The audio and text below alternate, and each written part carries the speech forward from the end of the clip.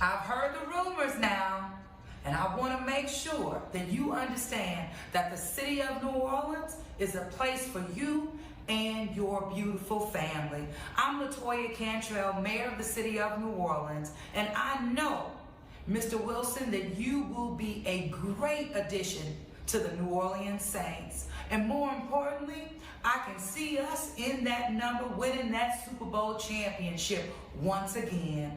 And what else I can see? The Mrs. Sierra Wilson herself on that main stage during the historical Essence Festival. Just wanted to stop in to let you know that we not only admire you, we want you.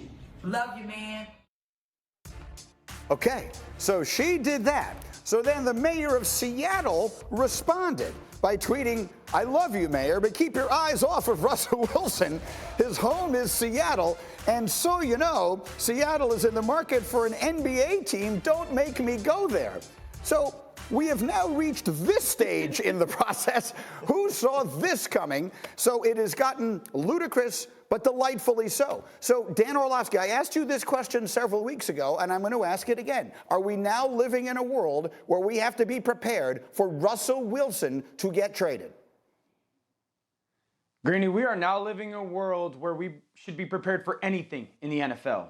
That's my number one point. We all got to change the way that we're looking at this offseason when it comes to quarterback willingness, when it comes to movement, or teams' willingness when it comes to salary cap hits or whatnot. We all need to change the way that we think because this is a new NFL. Now, I really look at this situation, it's one of two things in Seattle. This is either about Pete Carroll and Russell Wilson being unhappy with him, or it's about Russell Wilson's long-term brand and legacy. Make it simple. If this is about Pete Carroll, Seattle Seahawks, fire Pete Carroll. Sit down with Russell Wilson. What happened? Why it happened? And who do you want moving forward? If this is about brand and legacy, if this is about Russell Wilson trying to become the NFL's Magic Johnson in 20 years from now, his mind is already made up. One more year in Seattle will not change that. It would flip to the organization. Then they would have to look at it and go, his star is brighter than it's ever been. We need to move and act fast to get as much as we can for Russell Wilson. Mike T, give me a sense of what you're doing right now if you're in the middle of this somewhere. If you are not the mayor of a city, but let's say the general manager of a team that is interested. Are the phones working right now on Russell Wilson? 100%. If we're in Chicago, for example, and we're Ryan Pace, the general manager of the Chicago Bears, I'm calling John Schneider, the GM of the Seahawks, and Pete Carroll, and I'm not getting off the phone. If I could get Russell Wilson, who's only 32, who has another 5 to 7 years of great play, that may save my job. This could be this year's Tom Brady. A year ago, Jason Licht, GM of the Bucs, on the ropes. Tom Brady comes in, the rest is history.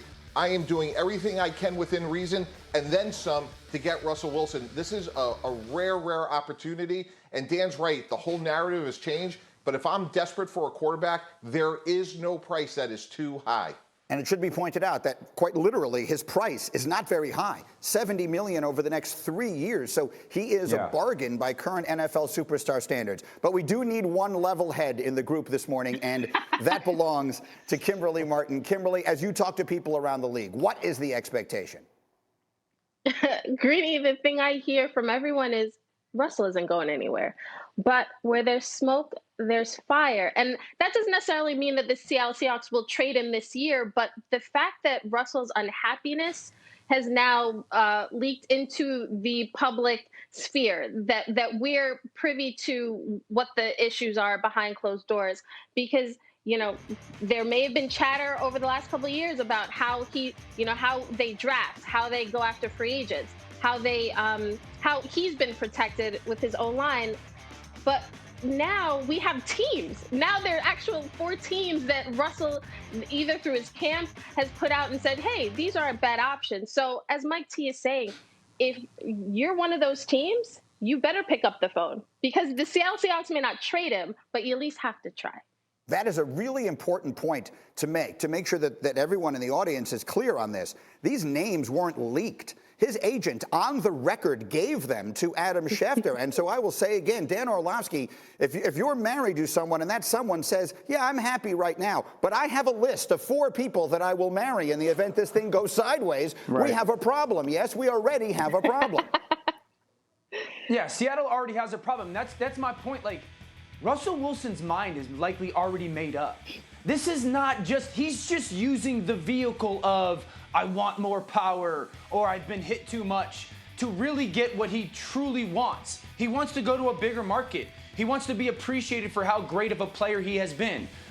Remember, this is 9 years of high-level quarterback play, not a single MVP vote, very little MVP discussion.